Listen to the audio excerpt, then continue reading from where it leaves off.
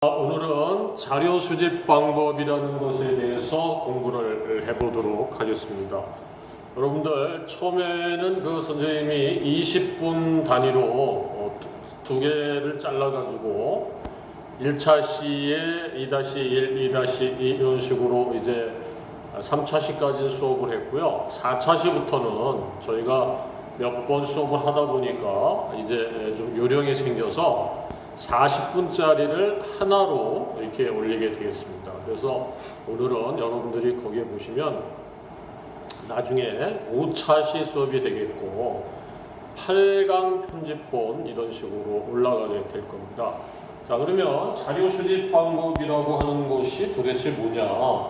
우리가 사회문화 현상을 이제 연구하기로 했으면 어떤 법칙을 찾기로 했든 아니면 사회문화 현상을 이해하기로 했든지 간에, 즉 양적 연구를 하든 질적 연구를 하든 어떻게든지 자료를 내가 원하는 자료를 수집해야 되는데 그 자료 수집 방법은 크게 5가지가 있다 이렇게 이야기할 수 있다 그랬죠.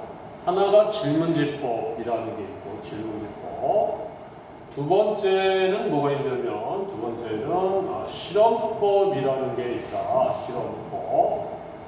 그 다음에 세 번째는 면접법이라는 게 있고 면접법. 그 다음에 네 번째는 참여관찰법이라고 하는 자료 수집 방법이 있고 또 하나는 이제 문헌연구법이라고 하는 자료 수집 방법이 있습니다.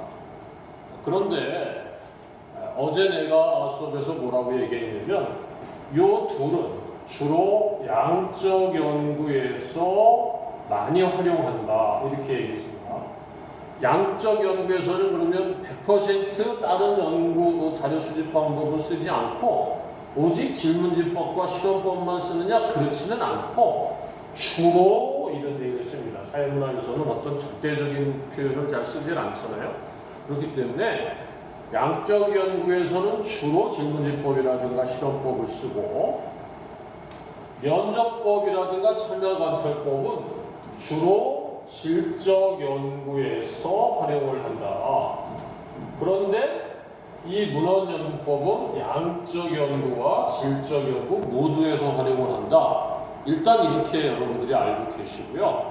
그 이유는 뭐냐? 그러면 양적 연구에서는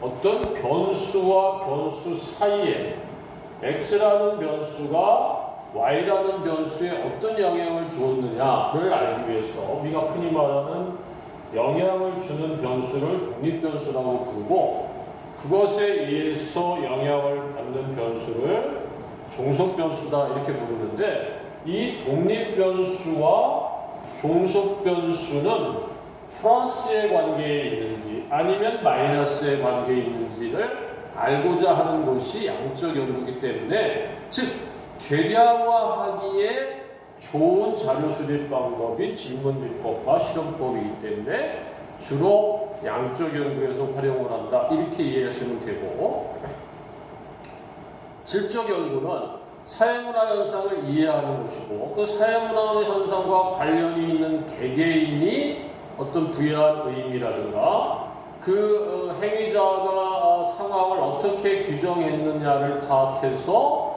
사회문화 현상에 숨겨져 있는 의미를 파악하는 것에 주로 연구 목적을 두니까 그 행위자의 내면의 세계를 들여다볼 수 있는 면접법이라든가 참여관찰법을 주로 활용한다 이렇게 이야기하시면 되는 거고요. 근데 문헌연구법은 예를 들어서 조선시대 때 예를 들어서 조선왕조실록에 보면 양반의 비율이 몇 %였고 뭐 어느 마을에 소가 몇 마리 있고 이렇게 통계 처리가 되어 있는 자료들이 많이 나오거든요. 그런 것은 양적 연구에서 활용을 하고 계량화하기 좋으니까 수치로 변환하기 좋으니까 아니면 뭐 조선 사람들의 삶의 연구에 대한 기록을 알 수 있는 내용들이 있거든요. 그런 거는 질적 연구에서 활용하기 좋다. 그래서 문헌연구법은 양적 연구와 질적 연구 모두에서 활용한다. 여러분들이 이렇게 이해를 하시고요. 이제부터는 차분하게 질문지법에 대해서 그리고 실험법이라든가 이런 자료 수집 방법에 대해서 한번 자세히 알아보도록 하겠습니다. 질문지법은 말 그대로예요. 연구자가 어떤 질문지를 만들고 그것을 연구 대상자에게 나누어 준 다음에 연구 대상자들이 받아본 질문지의 항목에다 체크를 하는 것이죠. 여러분들 아마 학교 다니면서 담임선생님이 설문조사 같은 거 많이 해봤을 겁니다. 그거를 질문지법이라고 하는 겁니다. 예를 들어서 강서고등학교의 급식 만족도를 어떻게 생각하냐 할 때 매우 만족부터 시작해서 만족, 보통, 불만족, 매우 불만족 이런 식으로 체크를 하잖아요. 그래서 똑같은 문항으로 구성되어 있는 질문지를 다수의 사람들에게 나눠진 다음에 회수를 해서 통계 처리하기 좋기 때문에 이 질문지법은 대량의 정보 수집 방법이다. 대량의 수집이 가능하다. 이렇게 말할 수 있죠. 대량의 수집이 가능하다는 것은 다수를 대상으로 이런 말이죠.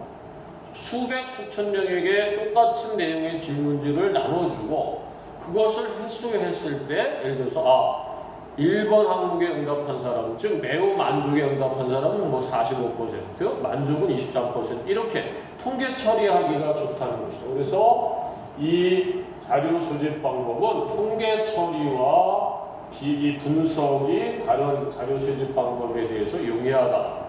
여기서 주로 말하는 것은 거의 대부분의 표현은 상대적으로 그렇다 이런 뜻으로 이해를 하시면 되는 거죠. 자, 그러니까 이 질문지법은 우리가 흔히 말하는 구조화된 방법이다. 아니면 표준화된 방법이다. 이런 얘기를 많이 쓰는데요. 왜 그러냐면 만들어져 있다 이런 얘기죠. 미리 연구자가 어떤 틀에 의해서 만들어진 것을 나눠주고 그것에 체크를 하는 것이기 때문에 당연히 이것은 상대적으로 효율적입니다. 그러니까 어떤 시간과 비용이 적게 든다. 이렇게 하는 아주 큰 장점이 있습니다. 그러니까 통계 처리하기도 좋고 시간과 비용이 절약되기도 하고 왜냐하면 면접법 같은 경우에는 예를 들어서 연구자가 대상자를 일일이 만나서 물어보고 녹음하고 그것을 다시 기록으로 옮기고 근데 시간이 많이 걸리잖아요. 근데 질문지법은 1000명, 2000명에게 또는 100명, 50명에게 나눠주고 좀 이따 해수해서 그 1번부터 5번까지 어디에다 체크했느냐 해서 통계 처리하기가 좋기 때문에 시간과 비용이 상대적으로 절약이 되는 이런 연구 방법이다. 이렇게 이야기를 하는 겁니다. 그런데 선생님 얘기를 듣다 보면 질문지법은 엄청난 어떤 한계가 있구나라는 걸 알 수 있죠. 왜냐하면 질문지법은 문자로 돼서 기록을 인쇄해서 나눠주는 거기 때문에 문맹자에게는 실시가 불가하다는 것이죠. 글씨를 모르는 사람한테 질문지를 나눠주고 그것을 체크하게 할 수는 없고요. 또 여러분도 흔히 자료 수집 방법 이런 거 설문지 할 때 농담, 장난 많이 하는데 학생들이 읽어보지도 않고 그냥 3번에다가 쭉 체크를 한다든지 1, 2, 3, 4 왔다 갔다 한다든지 이런 걸 많이 보거든요. 그러니까 어떤 성의 없는 응답의 가능성이 있다고 하는 것이죠. 면접법은 말로 물어보고 인터뷰하는 사람과 대상자가 직접 만나서 그 반응을 살펴보면서 할 수 있으니까 함부로 이렇게 거짓말하는 거 이런 거를 파악할 수 있는데 이거는 나눠주고 체크하니까 그럴 수 있다는 거죠. 또 하나는 1000명에게 나눠줬는데 실제로 돌아오는 것은 별로 없을 수가 있죠. 우리가 교실에서 담임선생님들이 설문지를 나눠주고 해수할 때는 해수율이 높지만 실제로 많은 사회과학적 연구에서는 우편으로 그 대상자에게 발송하고 거기에 내용이 들어있거든요. 저는 누구누구인데 뭐 귀하의 사생활은 보호될 것이고 연구에 도움이 될 뭐 어쩌고 하면서 다 체크하신 다음에 반송 봉투에 넣어서 우체통에 넣어주세요. 뭐 이런 얘기가 많이 있는데 그걸 보면서 실제로 내가 열심히 성의 있게 우체통까지 가는 사람은 많지 않거든요. 그러니까 실질적으로 보면 이 회수율이 낮은 편이라는 거예요. 처음에 발송했던 설문지가 실제로 연구자에게 돌아오는 것은 그렇게 많지 않다. 이렇게 말할 수 있다는 겁니다. 자, 그런데 다시 한번 머릿속으로 기억합시다. 질문지법은 다수를 대상으로 대량의 정보를 수집하기 좋고 통계 처리하기도 좋고 시간과 비용이 상대적으로 많이 들고 미리 만들어진 질문지에 응답을 하는 것이기 때문에 우리가 구조화된 방법이다. 이런 얘기를 많이 쓴다는 거죠. 그러나 문맹자에게는 쓸 수가 없더라든가 어떤 내면의 세계를 들여다볼 수도 없고 장난으로 응답하거나 회수율이 낮다면 그런 것은 우리가 좋은 이 방법이 아니다. 즉 약점이 있다. 이렇게 얘기할 수 있다는 것이죠. 전에는 이 질문지법에 대해서는 이 정도만 시험에 나오는 것이 수능의 트렌드였다면 요즘에는 실질적으로 질문지를 나눠주고 이 질문지가 어디가 잘못됐느냐 이런 거를 묻는 문제를 많이 하고 있습니다. 그러니까 여러분들이 그런 것들을 알아셔야 되겠죠. 예를 들어서 만약 이렇게 여러분 질문을 해봅시다. 귀하는 TV 드라마나 스포츠 중계를 시청한 적이 있습니까? 이렇게 만약에 질문지가 있어서 1, yes, 2, no 이런 식으로 되어 있다고 칩시다. 그러면 이 질문지는 굉장히 잘못된 질문지라는 것을 알 수 있죠. 왜냐하면 TV 드라마는 봤지만 스포츠 중계를 보지 않은 사람 또는 그 반대 아니면 둘 다 본 사람, 둘 다 보지 않은 사람은 어디에 체크해야 되는지가 마땅하지가 않은 것이죠.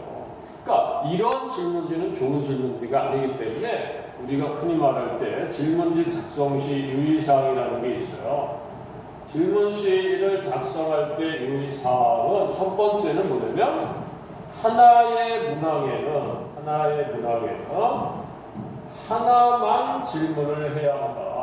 둘 이상을 질문하면 응답자가 어디에다가 체크를 해야 될지가 헷갈리기 때문에 귀하는 TV 드라마를 시청한 적이 있습니까? 이렇게 하나 물어보고 또 다른 질문지에 귀하는 텔레비전을 통한 스포츠 중계를 본 적이 있습니까? 이렇게 물어봐야지 A와 B, and C 이런 것을 본 적이 있느냐, 한 적이 있느냐 이렇게 물어보면 안 된다는 것이죠.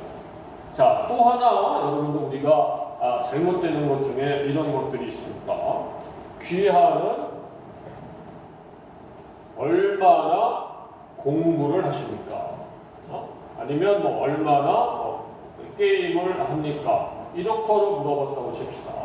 그러면 1, 1시간 2, 1시간에서 2시간 3, 2시간에서 3시간 이런 식으로 우리가 질문지를 만들었다고 가정하면 이 질문이 또 굉장히 잘못되어 있다는 것을 알 수 있죠. 왜냐하면 딱 1시간만을 게임을 한 사람은 어디에다가 체크를 해야 될지 모르겠죠. 또 여기에서도 잘못되어 있죠. 하루에 얼마나 게임을 하는지 아니면 한 달에 얼마나 게임을 하는지를 알 수가 없잖아요. 그러니까 이러한 질문지는 크게 두 가지가 잘못됐다는 것을 알 수 있습니다. 우선 이런 애매모호한 표현을 쓰면 안 된다는 것이죠. 그래서 질문지를 작성할 때는 애매모호한 표현은 금지한다 이런 뜻입니다. 그러니까 제대로 된 질문지가 되려면 이렇게 되겠죠. 귀하는 하루에 몇 시간이나 공부하십니까? 아니면 귀하는 하루에 몇 시간이나 컴퓨터 게임을 합니까? 이렇게 물어봐야 응답자는 대답을 할 수 있는 것이죠. 얼마나라든가 이런 애매모호한 표현을 쓰면 되지 않는다는 것이고요. 또 이 두 번째에서도 잘못된 걸 우리가 알 수 있죠. 왜냐하면 게임을 하루에 딱 1시간만 하는 사람은 1번에 체크를 해야 되는지 2번에 체크해야 되는지 2시간을 하는 사람은 2번에 체크해야 되는지 3번에 체크해야 되는지 모르겠잖아요. 그러니까 응답지를 구성할 때에는 겹치는 부분이 없어야 돼요. 겹치는 부분이. 이런 것을 우리는 상호 배타적으로 문항을 구성한다. 이렇게 이야기를 합니다. 무슨 말이냐면 겹치지 말아야 되니까 이렇게 해야 되겠죠. 예를 들어서 1시간 미만 아니면 1시간 이하 뭐 이렇게 해도 된다든지 약간 어쨌든 겹치는 게 없어야 돼요. 1시간 이상에서 2시간 미만. 뭐 세 번째는 뭐 쭉 할 수 있겠잖아요. 2시간 이상에서 3시간 미만. 이런 식으로 한다면 1시간 미만 하는 사람은 1번에다 체크하면 될 것이고 딱 1시간만 하는 사람은 1시간 이상이 여기에 포함이 되니까 2번에 체크하면 되겠죠. 그러면 서로가 겹치는 게 없겠죠. 5번에는 뭐 5시간 이상이다. 이런 식으로 한다 그러면 하루에 1시간 미만부터 시작해서 5시간 이상까지 다 응답할 수 있는 그러한 이 경우가 생기는 것이겠죠. 이처럼 겹치는 부분이 없어야 된다. 이런 것을 우리는 유식한 말로 상호 배타라는 말은 서로 밀어낸다 이런 뜻이잖아요. 그러니까 상호 배타적으로 문항을 구성한다는 말은 겹치는 것이 없어야 되겠다 이런 뜻이죠. 아니면 또 이런 식으로도 할 수도 있습니다.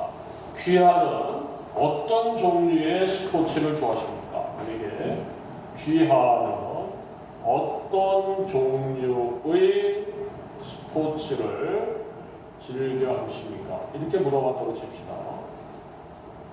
자, 1번 축구, 2번 농구, 3번 야구, 4번 배구, 5번 뭐 아이스하키 이렇게 칩시다. 자, 그러면 이것도 잘못되어 있다는 것을 알 수 있죠? 예를 들어서 축구, 농구, 야구, 배구, 아이스하키 그러면 예를 들어서 나는 마라톤을 좋아한다 이럴 수도 있고요. 나는 사이클을 좋아한다 뭐 이럴 수도 있지 않습니까? 아니면 뭐 구기 종목 중에 축구, 농구, 야구, 배구만 있는 게 아니니까 나는 배드민턴을 좋아한다. 나는 탁구를 좋아한다. 이럴 수도 있잖아요. 그러면 이 사람들은 응답할 수 있는 설문지가 주어지지 않았죠. 이런 것을 우리는 응답의 포괄성을 확보해야 된다. 이렇게 이야기를 합니다. 응답의 포괄성을 확보한다는 말은 무슨 얘기냐면 응답자의 입장에서 보면 답변할 수 있는 모든 경우의 수가 다 주어져야 한다 이런 뜻이에요. 그러니까 이런 경우에는 마지막에 여러분 설문지 많이 보면 어떻게 되어 있어요? 5번에 기타로 주어지고 가로에 적어놓게 되어 있죠. 그러면 축구, 농구, 야구, 배구가 아닌 나머지 스포츠를 좋아하는 사람들은 기타에 체크를 하고 여기에다가 배드민턴이라고 적어놨다. 그러면 성립이 되는 것이죠. 그렇기 때문에 우리가 질문지는 막 아무렇게나 만드는 것 같지만 실질적으로 이러한 정교한 작업을 거쳐야 된다는 것이고요. 마지막으로 우리가 질문지를 만들 때 이럴 수도 있습니다. 요즘에 뭐 청소년 게임 중독이 심각한 사회 문제가 되고 있다. 청소년 게임 중독이 갖고 있는 문제점에 대해서 막 주저리 앞에 얘기합니다. 학생들이 학교도 안 가고 학교에 부적응하는 것이 다 인터넷 게임과 관련이 있다고 뭐 연구 결과가 나왔다 이렇게 말을 한 다음에 귀하는 일정 시간이 되면 자동으로 다운이 되는 셧다운 제도의 도입에 대해서 어떻게 생각하십니까? 그러면 이 셧다운 제도의 도입에 대해서 거의 대부분의 사람들이 찬성 응답률이 높겠죠. 왜냐하면 이 앞에 청소년 게임 중독이 가져오는 심각한 문제점에 대해서 막 말을 했으니까. 그러면 이런 경우에는 응답을 유도하고 있는 것이죠. 그러니까 이러한 것은 질문지를 구성하면 안 된다는 것이죠. 즉 가치가 개입된 질문은 금지해야 한다. 이런 뜻입니다. 자, 이런 식으로 여러분들이 질문지 작성 시 의사항이 5가지가 있는데 실질적으로 학교 시험, 선생님이 아마 중간고사 때 시험을 그런 것도 내줄 겁니다. 모의고사에도 그런 거 많이 나오고 실제 수능에서도 어떤 질문지를 주어진 다음에 1, 2, 3, 4, 5번 문항을 보면서 이게 왜 제대로 된 질문지가 아니냐, 무슨 문제가 있느냐, 이런 문제를 묻는 문제가 실제로 출제될 수 있습니다. 그러니까 여러분들은 머릿속으로 기억을 해야 됩니다. 하나의 질문지에는 하나만 물어봐라. N의 비율을 표를 써라. 귀하는 정기적으로 게임을 합니까? 이렇게 말하면 그 정기적이 일주일인지 하루인지 한 달인지 이런 걸 명확하게 표현을 안 했기 때문에 그런 것도 틀리는 것이다. 또 서로 겹치는 부분이 없어야 되겠다. 이런 걸 우리는 상호 배타적으로 문항을 구성한다 이렇게 말하고 응답자가 답변할 수 없는 경우가 발생하면 안 되기 때문에 모든 응답을 할 수 있는 포괄성을 확보해줘라. 즉 경우의 수를 모두 다 제공해줘라. 마지막으로 가치가 대입된 질문에서 유도성으로 답변을 유도하면 그러면 그거는 안 되겠다. 이렇게 이야기를 하는 겁니다. 자, 두 번째 이제 우리가 알아볼 것은 실험법이라는 겁니다. 실험법. 말 그대로 이 실험법은 가장 정교한 방법이다. 이렇게 이야기를 하는 겁니다. 그러니까 실험법이라고 하는 것은 간단하게 뭐냐면요. 집단을 둘로 나누는 겁니다. 집단을 둘로 나눠서 어떤 집단에다가는 변수를 투입하고 어떤 집단에다가는 변수를 투입하지 않는 겁니다. 그 다음에 결과를 살펴보는 것이죠.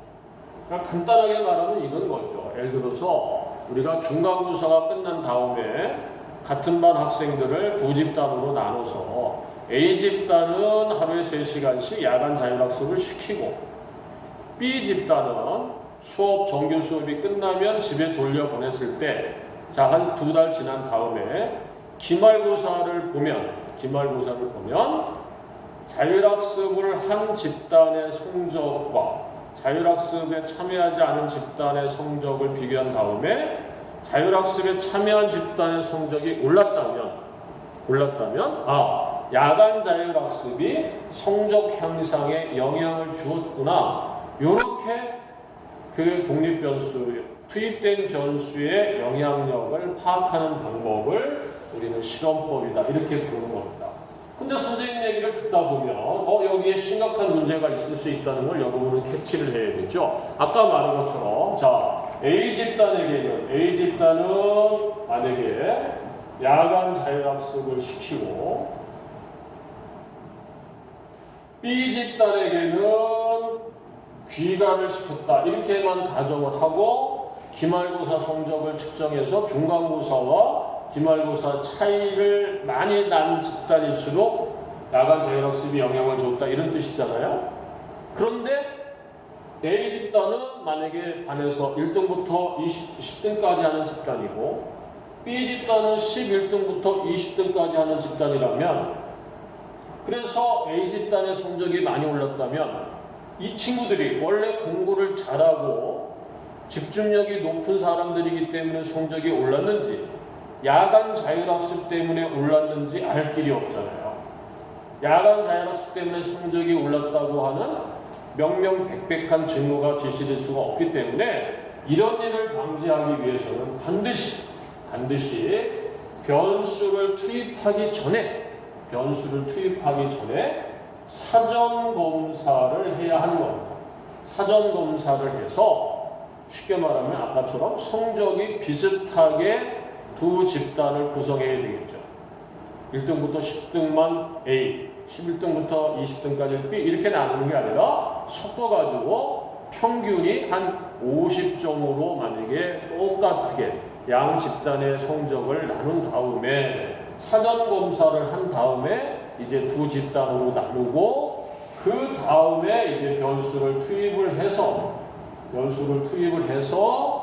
또 사후 검사를 하는 겁니다.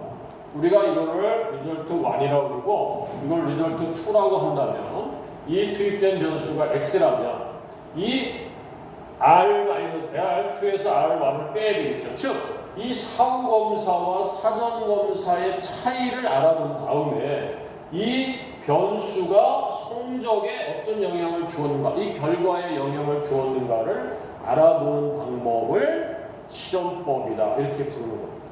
다시 한번 변수를 투입하기 전에 하는 검사를 뭐라고? 사전 검사라고 하고 변수를 투입한 다음에 나타난 결과를 측정하는 것을 사후 검사라고 합니다.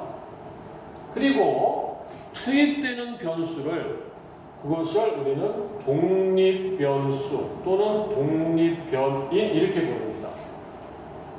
그리고 그 투입한 다음에 나타나서 그 결과에 영향을 주는, 즉 결과가 되는 변수, 이것을 우리는 종속변인이라고 해요. 우리가 흔히 말하는 이것을 이게 원인 인자고요. 이것을 과라고 하죠. 결과 과자죠. 그러니까 원인과 결과 사이의 관계를 알아내려고 하는 것이 실험법이다. 이렇게 이해를 하시면 되는 겁니다.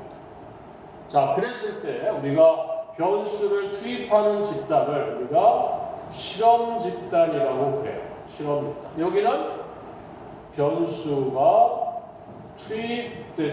투입되는 집단을 우리가 실험 집단이라고 하고, 변수를 투입하지 않는 집단, 그러니까 변수가 투입되지 않는 집단을 우리는 통제 집단이라고 부릅니다. 다시 한번, 아까 만약에 야간 자율학습이라는 예를 표현을 썼잖아요. A 집단도 평균 성적이 50점이고 B 집단도 평균 성적이 50점인 다음에 여기에는 야간 자율학습을 시키고 여기서는 바로 귀가를 시켰다면 여기서 알고 싶은 게 뭐예요? 야간 자율학습이 성적 향상이라고 하는 결과에 성적 향상이 되었느냐 안 되었느냐를 알고 싶은 거잖아요. 그래서 만약에 실험 집단, 다시 한번 이거 시험에 너무 많이 나오는 거라서 계속 강조를 합니다. 이 단원에서는 개념이 나와요. 개념. 그러니까 실험 집단은 변수를 투입하는 집단, 그 야간 자율학습과 같은 변수를 투입하지 않는 집단은 통제 집단이다. 이렇게 되고, 만약에 기말고사를 본 다음에 실험 집단의 성적이 올랐다면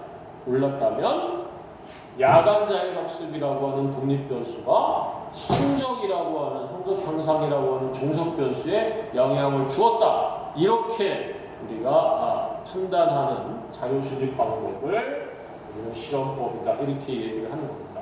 그러면 선생님 얘기를 듣다가 보면 왜 가장 정교한 방법이라고 하는지 여러분들은 이해를 했을 겁니다. 즉 X라는 변수가 Y라는 변수에 영향을 주었는지 주지 않았는지가 바로 드러내기 때문이죠. 예를 들어서 아까 같은 경우에 성적을 50점으로 나누고 실험 집단에게 야간 자율학습을 시켰는데 성적의 차이가 크지 않더라. 집에 바로 돌아간 학생은 평균 52점. 야간 자율학습에 참여한 학생들은 평균이 53점이라면 야간 자율학습이 성적에 큰 영향을 줬다고 볼 수 없잖아요. 그러면 영향을 주지 않았다라는 이렇게 결론을 얻는 것이죠. 이러한 방법을 우리가 실험법이라고 하는데, 이 실험법은 정교하기는 하지만 엄청난 문제가 있죠. 왜냐하면 이것은 윤리적인 논란거리가 생길 수 있다는 겁니다. 왜냐하면 아까 야 너네도 집에 가지마, 공부해, 일어나, 이런 식으로 사람이 사람을 실험용 쥐취급을 하는 거죠. 그러니까 윤리적인 논란이 생길 수가 있는 것이다. 그래서 이 실험법은 아무나 쓰는 것이 아니고 고도로 훈련된 전문가 집단만이 실험법을 사용할 수 있고, 예를 들어서 선생님과 같은 사람들은 이 실험법을 잘못 사용하면 엄청난 이 윤리적인 문제에 직면을 한다는 것이에요. 또 하나의 문제점은 뭐냐면 인간의 어떤 내면 세계, 인간의 내면 세계까지 통제하기는 어렵다. 이런 논란이 있죠. 아까 얘기했지만 야간 자율학습을 시킨다고 할 때 A 집단의 사람들은 B 집단에는 얘네들은 어떤 삶의 의지가 강하고 대학이라든가 성적 향상에 대한 욕구가 강하고, 이 친구들은 반면에 성적이라든가 어떤 대학 진학에 대한 욕구가 약하다면, 의지력이 약하다면, 그러면 이 친구들은 의지력이 강하고 이 친구들은 의지력이 약하다면 야간 자율학습을 시켰을 때, 얘네는 시키지 않았을 때, 얘네가 만약에 성적이 올랐다면 야간 자율학습 때문에 성적이 올랐는지, 원래 의지력이 강한 아이들이기 때문에 성적이 올랐는지 판별하기가 쉽지 않다는 겁니다. 그렇기 때문에 이 실험법은 두 가지의 심각한 문제점에 직면할 수가 있겠다. 윤리적인 논란이 생길 수도 있고 인간의 내면 세계까지 통제하는 것은 좀 어려운데, 그것을 가능하다라고 전제를 깔고 변수를 투입하는 것입니다. 그래서 이 단원에서는 시험에 잘 나오는 것은 뭐가 잘 나오냐 그러면 개념을 묻는 문제가 잘 나옵니다. 실험 집단이 뭐고 통제 집단은 무엇인지. 독립변수가 뭐고 종속변수는 무엇인지, 사전검사는 뭐고 사후검사는 무엇인지, 이런 것들을 묻는 문제가 이 실험법에서는 자주 나온다. 이렇게 여러분들이 이해를 하시면 되겠습니다. 자, 어쨌든지 간에 실험법과 질문지법은 둘 다 계량화하기에 좋다. 계량화. 전에 선생님이 계량화라는 말을 양적 연구할 때 계량화 이런 말 많이 했잖아요. 그래서 이게 양양자인데 부분 법칙이 되면 양이다 이렇게 바뀌어서 이러한 계량화를 추구하는 연구 방법은 우리가 양적 연구 방법이다 그랬잖아요. 그때 이 계량이라는 말은 계산하다, 영어로 말하면 카운트 이런 뜻이고, 이것은 양, 저울로 달아야 되겠죠. 그래서 계량화라는 말은 수치로 나타나는 겁니다. 뭐 센치로 재고, 아니면 키로로 달고, 아니면 몇 점 만점에 몇 점 척도를 정해서 측정을 해서 수치로 나타내는 것을 우리가 계량화한다고 해요. 그러니까 아까 말한 것처럼 질문지법도 계량화하기 좋고 실험법도 계량화하기 좋으니까 이 양적 연구에서 주로 활용하는 것이 면접법이다. 면접법이 아니고 양적 연구에서는 질문지법과 실험법이다. 이렇게 말할 수가 있는 거고요. 자, 세 번째는 면접법이라는 것이죠. 면접법이라고 하는 것은 말 그대로 말로 묻고 말로 대답한 것을 기록으로 옮기는 작업을 우리는 면접법이라고 합니다. 그러니까 연구자가 대상자를 만나서 하나하나 물어보고 그것을 녹음하고 기록으로 받아 적는 것이죠. 아까 질문지법하고는 다르죠. 질문지법은 연구자가 질문지를 대상자에게 주면 대상자가 직접 기록을 해서 연구자는 수집을 해서 통계 처리를 했잖아요. 근데 여기는 연구자가 대상자에게 묻고 이 사람이 대답한 것을 연구자가 기록을 하는 이런 방법이다라고 이해를 하시면 되겠죠. 그러니까 아무래도 깊이 있는 정보 수집이 가능하다 이렇게 얘기를 하겠죠.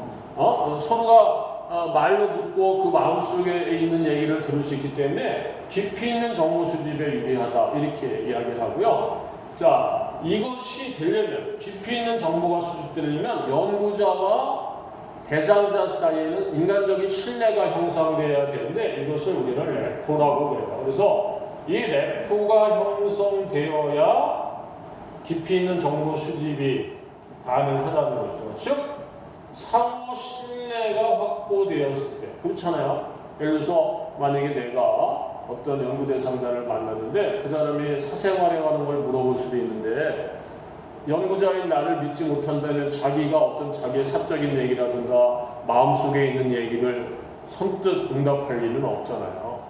그러니까 깊이 있는 정보를 얻어낼 수는 있지만 그러나 상호 신뢰가 확보되지 않는다면 그러면 정보 수집이 어렵다. 이런 문제가 있고요. 또 어떤 문제가 있냐면 이것은 상대적으로 시간과 비용이 많이 들겠죠. 그렇잖아요. 질문지는 수천 명, 수십 명에게 쭉 나눠주고 회수만 하면 되는데 면접법은 한 명 한 명 만나서 물어보고 또 그 사람이 만약에 하기 싫으면 그럼 기다려줘야 되고 이럴 수 있다는 것이죠.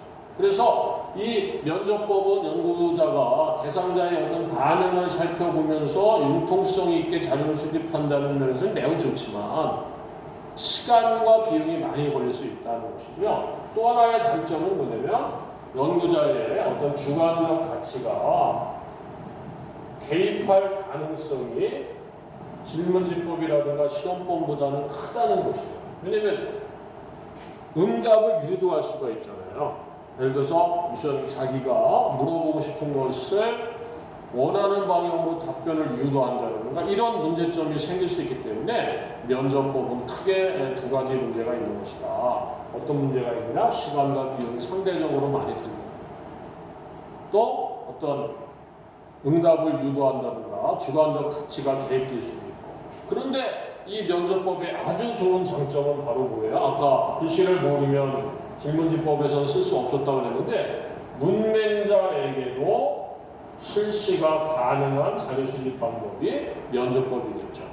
말로 하는 거니까 할머니, 할아버지라든가 이런 분들을 만났을 때 말귀를 못 알아들으면 다시 한번 설명을 해드릴 수도 있고, 아, 할아버지, 할머니, 그건 이런 뜻이에요. 이게 설명을 해줄 수도 있으니까 글씨를 모르는 사람도 자료를 수집할 수 있다.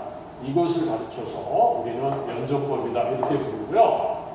그 다음에 또 질적 연구의 방법에서 많이 활용하는 것이 뭐냐면 참여관찰법이라는 거예요. 참여관찰법은 말 그대로 연구자가 대상자와 함께 생활을 하는 거죠.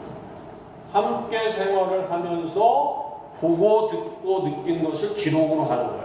그러니까 여기서는 무슨 응답자를 이렇게 저렇게 유도한다든가 이런 게 있을 수가 없어요. 그래서 연구자는 선생님이 어떤 표현을 쓰냐면 카메라의 렌즈 역할만 하면 된다. 쉽게 말하면 연구자가 연구 대상자들을 통제하려고 하면 안 된다. 있는 그대로 보고 듣고 느낀 것을 기록해야 되기 때문에 그냥 이렇게 해서 수집된 정보는 우리가 생생한 정보다. 생생한 정보 수집이 가능하다 이렇게 말해서 이것을 우리는 유식한 말로 실제성이 있다. 실제성 있는 자료 확보가 가능하다 이렇게 말하는 거고요. 참여관찰법의 가장 큰 장점은 바로 이겁니다. 누가 말한 것을 내가 들은 것도 아니고 책에서 본 것도 아니고 내가 무슨 조작을 하거나 컨트롤하지도 않고 있는 그대로 보고 듣고 남긴 것을 기록으로 남기기 때문에 실제성 있는 자료 수집 방법이다 이렇게 얘기를 하는 겁니다. 그런데 당연히 여러분 아마 선생님 수업을 듣다 보면 또 느꼈겠지만 이 참여관찰법은 내가 원하는 것이 나타나지 않으면 아무런 통제를 할 수가 없으니까 당연히 시간과 비용이 많이 들겠죠. 그 다음에 어떤 돌발 변수가 발생하면, 예를 들어서 내가 아프리카의 원시 부족을 연구하러 갔는데 역부족과 전쟁이 났다. 근데 나는 무언가 알고 싶은데 야 얘들아 기다려. 내가 아직 너희들이 어떤 알고 싶은 것을 발견하지 못했는데 지금 전쟁할 때가 아니야. 이럴 수는 없잖아요. 그러니까 돌발 변수가 발생하면 통제가 불가능하다. 이런 얘기죠. 카메라의 렌즈 역할만 해야 되니까 어떻게 내가 그 사람들을 컨트롤할 수가 없으니까. 또 이것도 마찬가지죠. 내가 가서 보고 들어오니까 다른 사람들이 보고 들은 게 아니니까 내가 원하는 방향이 나타나면 기록으로 남기고 내가 생각했던 거하고 좀 다르다. 그러면 기록을 삭제하고 이럴 가능성도 있죠. 꼭 그렇다는 게 아니라 가능성이 있죠. 여기도 마찬가지로 연구자의 주관이 개입될 가능성이 있다. 이렇게 이야기를 하는 겁니다. 자, 그렇기 때문에 결론적으로 얘기를 하자면 아직 문헌연구법은 이번 시간에 안 될 것 같아서 다음 시간에 이어서 설명을 할 건데요. 정리를 해봅시다. 양적 연구에서는 질문지법과 실험법을 주로 활용한다. 그 이유는 통계 처리하기가 좋기 때문이다.